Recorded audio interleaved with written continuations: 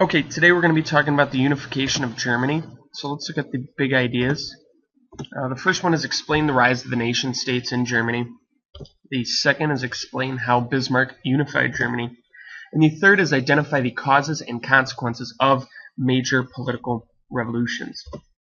So first thing we need to know about Germany is that at this time there's really no Germany.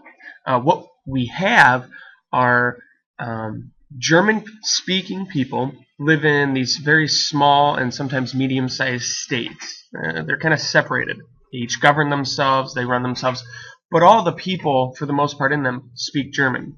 Along with those states, there's also Prussia, which is the biggest of them, and parts of Austria as well.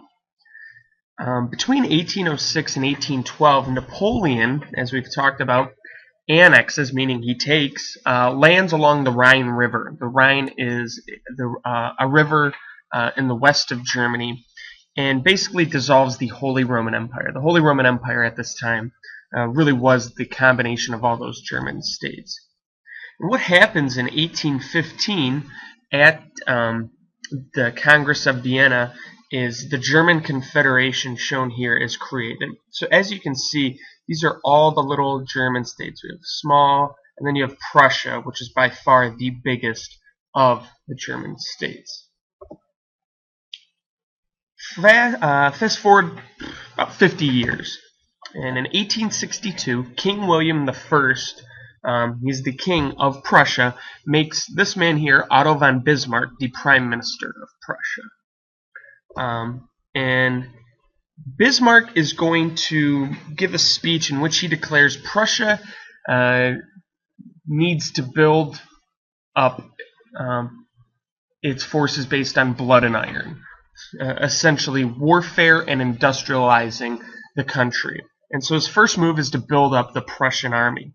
Only problem is the legislature in Prussia won't pay for this, so he uses money that was supposed to go to other places to build up the Prussian army.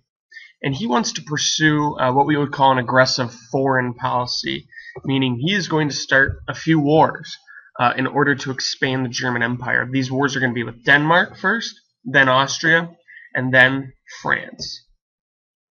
So, in 1864, Austria and Prussia actually kind of become allies, and they're going to go to war with Denmark and seize the provinces of Schleswig and Holstein, which are located just north of Germany. And it's a very brief war, and Schleswig and Holstein are liberated, as they would say, by Austria and Germany. Austria would control Holstein, and Prussia would control Schleswig. But this is only the start.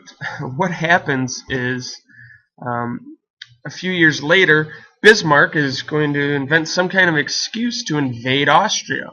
The war only lasts 7 weeks, and the Austrians are defeated by the Prussians. So he used the Prussians to help him take provinces, then he turns against them. The next thing that's going to happen is in 1870, a rivalry has grown between Prussia and France, in part because Napoleon III, who's in charge of France at the time, is angered by Prussia taking or beating Austria, and there's also the sentiments that go all the way back to Napoleon in the early 1800s, when Napoleon had marched in through Germany, taken German lands, occupied German lands. So the Germans still remember that. And so what happens is the Franco-Prussian War ensues. And really, Prussia is just too strong. Not only are they too strong, but they're also supported by armies from some of the other smaller German states.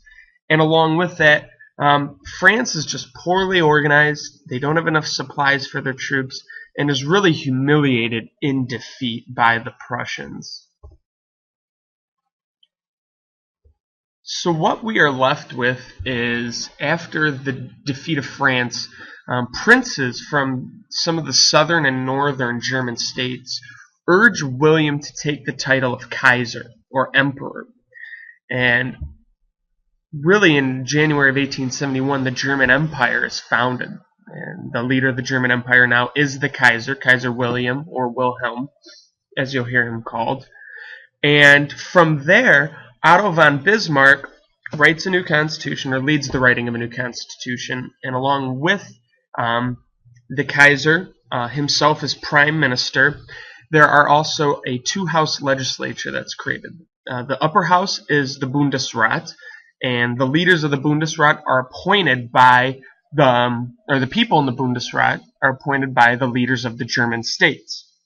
The other part of the legislature is the Reichstag, and people elected to the Reichstag are chosen by voting males in the German Empire.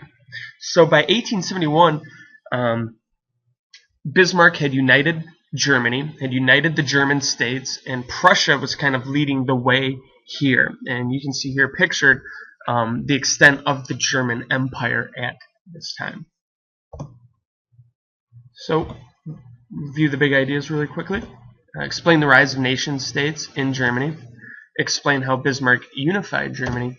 And identify the causes and consequences of major political revolutions.